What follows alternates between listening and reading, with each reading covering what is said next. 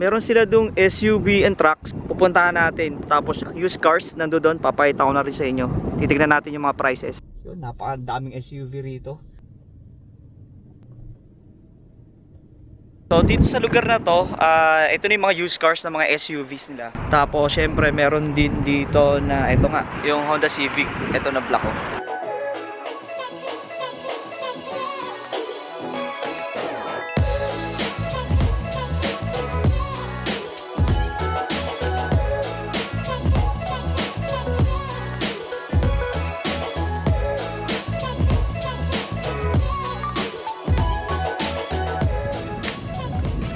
What's up mga babayan, kamusta kayo? Ang tatanungin nyo, okay lang? So araw ng Lunes dito, wala na naman akong pasok. So sa vlog kong ito mga babayan, samahan nyo ako kasi spring na dito, no? Ibig sabihin, patunaw na yung mga snow. At pag patunaw na yung snow, magpapalit na kami ng mga gulong dito from winter tire to summer tire. So sasamantalin ko na tong araw na wala akong pasok para mapalitan ko ng gulong.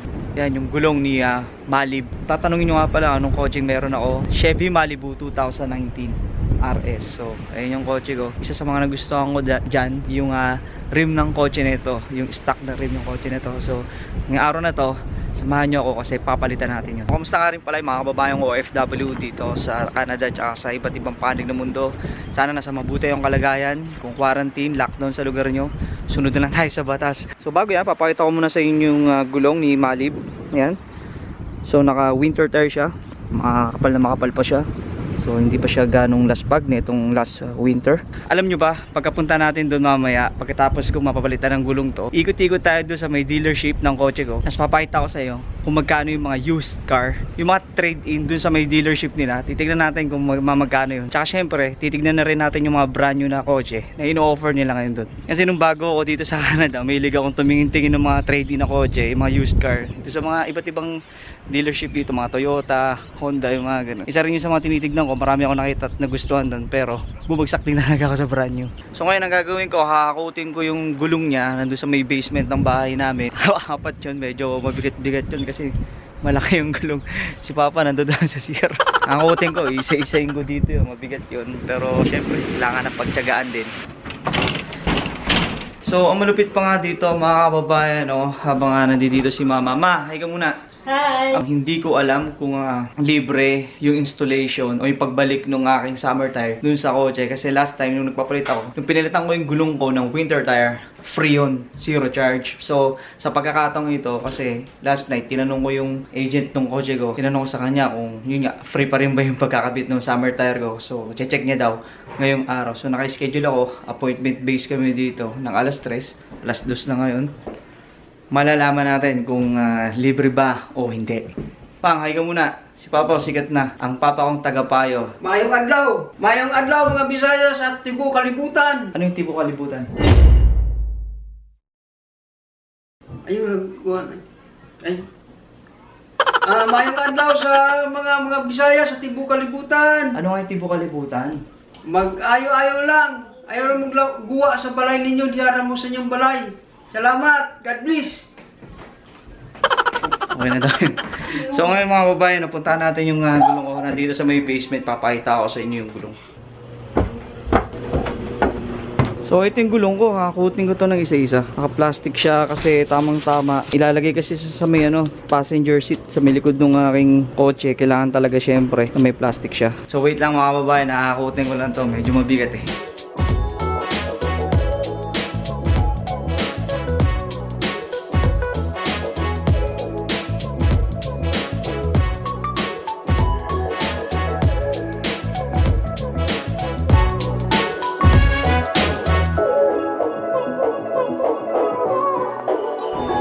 So yun, medyo mabigat no, pero ito na, naikarga ko na yung mga gulong dito.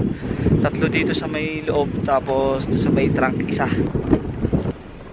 Kung matatanong nyo nga pala, no, every time na may gagawin kami na ganito, yan kunyari may mga check kami ng sasakyan, papalit kami ng gulong, ang ginagawa namin ay appointment lang kami. So ngayon, naka-appointment ako ng alas 3, 2:30 na ngayon, positive 3. Thank you Lord, mainit na. Nakakatawa lang isipin, no, kasi na-survive ko yung first winter ko dito sa Canada. Nakapanibago syempre. So yun, no, sabi ko nga sa inyo mamaya, pagpunta natin doon, pag nakabit na itong mga gulong na to, titingin tayo ng mga used car doon. Titingnan natin kung magkano, titingnan natin yung mileage. Tingin-tingin lang syempre. Kasi nakakaaliw din natitingin-tingin ka ng mga used cars. Lalo na yung mga presyo nila. Yun, mamaya tingnan natin.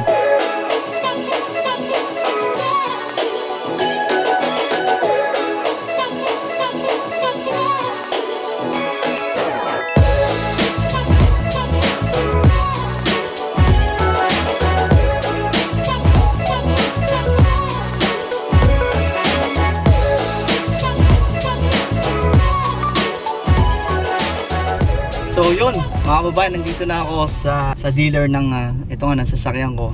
Kung makikita nyo dito sa may bandang labas. Mamaya pupuntahan natin yan. Bababain natin yung mga kotse na yan. Pagkatapos na palitan lang tong gulong tong sasakyan ko to. Nakikita ko na maraming mga sasakyan dito na used car. Titignan natin kung magkano yung mga yun. Ito pa nga, no, itong appointment ko na to kasi, nilagay ko kasi yung service na gagawin ko ngayon.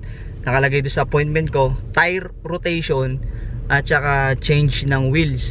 So since na-advise ako ng kuya ko na bago pa naman tong summer tire ko, bakit mo nga naman ita-tire rotation? So ika-cancel ko muna yung tire rotation. Kung yung ano yung tire rotation, hindi ko na-explain nyo kasi wala akong masyadong idea dun sa tire rotation nun. Pero sabi ng kuya ko ganun nga, na-explain naman niya sa akin ng maayos. So ka-cancel ko yung tire rotation. Change wheel muna tayo, change wheel. Nandito na ako. Diyan, papasok yung sasakyan ko dito sa loob. Wait lang.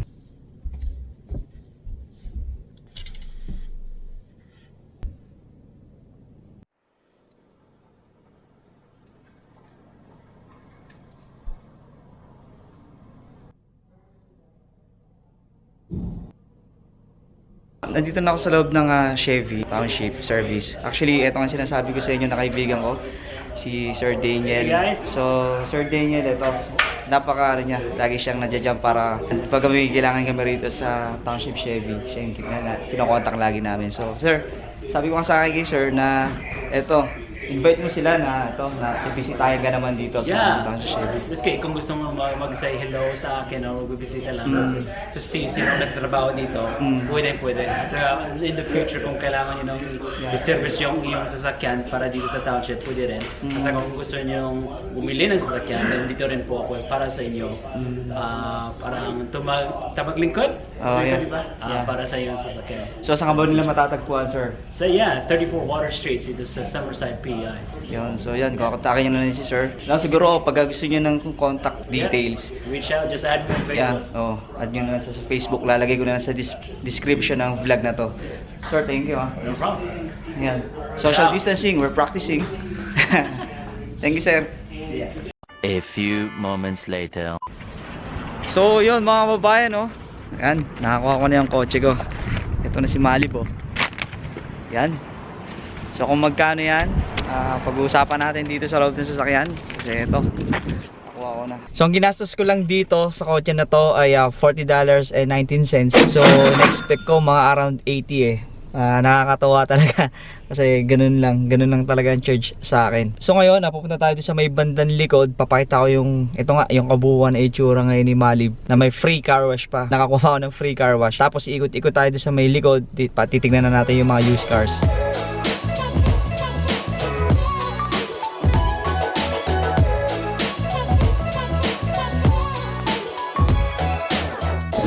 Nandito na ako sa likod, so makikita nyo rito na maraming ang mga bagong sasakyan dito. Ito yung mga kamukha ng sasakyan ko, Malibu. Tignan nyo. So yung sasakyan ko kasi, yan sabi ko nga, meron akong Chevy 2019 Malibu. Yan. So meron siyang maroon dito, napakaganda ng kulay oh. Yan oh. Ang ganda ng kulay. Ito naman, gantong kulay yung sasakyan ko, pero hindi siya, wala siyang spoiler sa likod. Yung sasakyan ko kasi meron yan eh. Ito, ang ganda ng kulay ng maroon oh. Ewan ko siguro kung naabutan ko to, yung ganyang klaseng itsura ng sasakyan, ayun ang bibiling ko kasi napaka-common na ng sasakyan na color black eh. Sayang, hindi ko naabutan, napakaganda ng kulay oh. Ayan, oh. Tapos meron din ditong color red. Ganyan na ganyan yung itsura ng sasakyan ko. Tignan natin sa likod. So ito yung likod nyo. Napakaganda ng likod. Ayan ang color black ng sasakyan ko. Ganyan yung itsura nun. Pero yung rim iba. Masasabi kong mas maangas yung rim ng akin eh. So ganito yung itsura ng puti ng kotse ko. Sabi kong iba yung rim. So ayan yung mga bago nilang kotse rito. Ito yung Malibu. So punta na tayo doon sa may kotse ko. Namiss ko yung gulong ng kotse ko eh. Ayan oh, napakaganda, tignan nyo. So ito yung kotse ko. Ayan yung rim nyo. Yan, ayan yung rim nya. Harap nya ganyan oh. So sabi ko nga, nakakuha ako ng free car wash. Kasi nung last time nga nagpa-change oil ako, yun, binigyan nila ako ng voucher ng free car wash. So kung tatanungin nyo kung ilang buwan na sa akin tong kotse kong to, nakuha ko siya na October. Maglilimang buwan na sa akin tong kotse na to. So yung performance nya, oo, Chevy siya, American brand, pero para sa Pinoy na wala naman kami sasakyan dati sa Pilipinas, bakit hindi brand new, di ba? Chevy, okay. First car, bakit hindi? Tapos nandun naman yung mga ano nila, meron sila dung SUV and trucks. Pupuntahan natin, papakita ko sa inyo. Tapos yung used cars nandun, papakita ko na rin sa inyo. So yan, puntahan natin tong kanilang mga SUV. So, actually hindi lang Chevrolet meron dito, meron ditong GMC, Buick. Tama ba yung Buick? Yan, mga nakikita nyong kotse na yan, SUV, yan sa may bandang kanan. Tapos naman dito sa may bandang kaliwa, trucks. Baba tayo, tignan natin yung mga ano nila rito, mga sasakyan nila. So meron dito, ito nga yung SUV ng Chevy. Ito yung SUV nila Equinox kung tawagin. Yan o. So ito yung madalas na nakikita ko, nakakasabay tsaka nakakasalubong ko sa daan ng SUV. Yan ang Chevy. Yan, ito yung kulay puti niyan. Yan o, paganda. Tingnan natin loob. Yun, halos pareho nung akin sa loob. Tapos meron sila rito, ito nga, Colorado, yung trucks nila. Ayun o. Sabi ko nga, may mga SUV, tapos trucks dito na GMC ang brand. Sabi ko nga sa mga nakaraang kong vlog, sana loobin ng Panginoon Diyos na dumating din yung araw na makakuha ko ng SUV, tsaka ng truck. Kasi, syempre, di ba? Mangarap lang naman din eh, lubos-lubos yun. So punta tayo din sa may banda doon. Punta na natin yung mga used cars, tapos tignan natin yung mga price nila.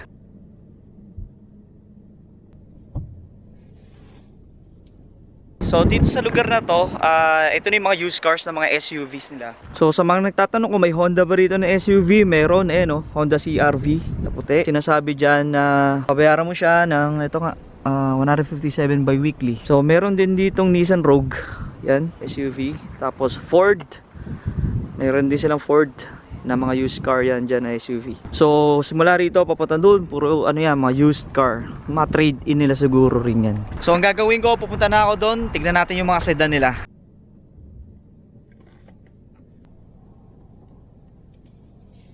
So ito na yung mga sedan nila rito, mga babayan no. Yan, so marami ng mga brand dito. Syempre may Chevy na used, Buick, Kia. Syempre meron din dito na ito nga, yung Honda Civic, ito na black oh. So $152 yun, bi-weekly. So ayun ang babayaran mo doon. So dati kasi dito, nung umiikot-ikot ako dito, may details yung sasakyan na sinasabi na ito na yung kilometers na tinakbo niya, mga ganun-ganun. So ngayon, wala akong nakikita nun. Pero ang maganda rito kasi din, halos lahat ng mga used car dito, inspected na siya. So napakaganda. Ito may 2006 na Hyundai dito. Siguro Elantra to kung di ako nagkakamali. Correct me if I'm wrong. 112 bi-weekly. So yung mga babae dito, ko na rin tatapusin ito may kong vlog. Kasama ko si Malib. Salamat kasi sinamahan nyo ako. Yan, sabi ko nga pag spring, palitan na kami dito ng summer tire. Tapos nakakuha pa ako ng yun nga, na free car wash. So binayaran ko sa pagpapalit ng gulong ng sasakyan ko is $40. Kung magkano sa peso, ito yun no. So alam nyo ba, sa mga ilang buwan ko na natutunan sa pagkakaroon ng kotse na dapat pala na kahit paano magkaroon ka ng idea patungkol sa kotse mo. At least alam mo kung magkano yung gagastusin mo kahit sa ultimo pagpalit lang ng gulong, yung mga simpleng bagay na ganun. So yun nga no, sabi ko kung bago nga dito sa YouTube channel ko, itong YouTube channel ko is patulog sa mga buhay ng mga OFW, mga Pinoy dito sa Canada. So please, kung nagustuhan mo to, like mo naman, subscribe ka, press mo yung notification bell para hindi mo miss yung mga next upload na gagawin ko. So shoutout nga pala kay Sir Daniel. Ayun, nagtatrabaho dito sa township Chevy, dito sa Summerside, Prince Edward Island. So syempre please, paki-follow na rin ako sa Facebook, Randy TV Vlog. Yan, sa next vlog na nga lang na gagawin ko mga kababayan, stay safe, stay healthy, at saka syempre God bless.